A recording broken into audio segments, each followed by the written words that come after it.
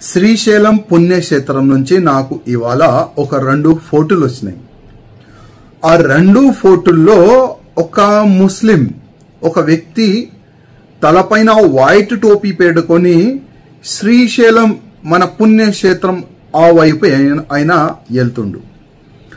నేను చాలా సంవత్సరాల నుంచి ఒక మాట చెప్తున్నా, మరి ఒక సబ్జెక్ట్ ని నేను కోట్ చేస్తున్నా. శ్రీశైల పుణ్యక్షేత్రానికి అపవిత్రమైన చేయనికి ఒక పెద్ద కుట్ర నడుస్తున్నది. శ్రీశైల పుణ్యక్షేత్రం ప్రాంగణంలో వేరే మతమోలు ఒక కబ్జా చేసుకున్నారు, ల్యాండ్ జిహాద్ చేసుకున్నారు. ఎందుకు గతంలో ఉన్న గవర్నమెంట్ కానీ ఇప్పుడున్న టీడీపీ మా గవర్నమెంట్ కానీ వాళ్ళకి ఎందుకు అక్కడ నుంచి తీస్తలేరు, ఎందుకు వేరే జగ షిఫ్ట్ చేస్తలేరు? ఇవాళ నేను మా గవర్నమెంట్ కి అడుగుతున్నాను.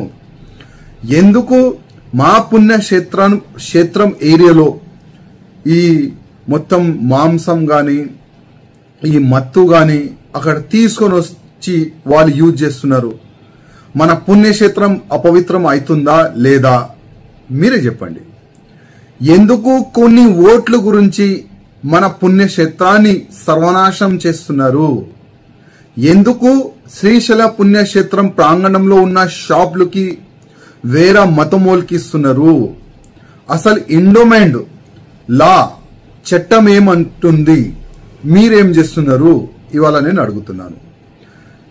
తిరుపతి దేవస్థానం కింద టూల్ గేట్ కాడ ఏదైనా బండి పైన ఏదైనా మన హిందూ ధర్మానికి సంబంధించి ఏదైనా బ్యానర్ పోస్టర్ పేరు ఉంటే కూడా అక్కడ తీసి పైన పంపిస్తారు. మళ్ళా ఎందుకు శ్రీశైల పుణ్యక్షేత్రంలో ఓపెన్ గా టోపీలు పెట్టుకొని తిరిగితే వాళ్ళపైన ఎందుకు యాక్షన్ తీసుకుంటలేరు? ఇవాళ నేను మా గవర్నమెంట్ కి అడుగుతున్నాను.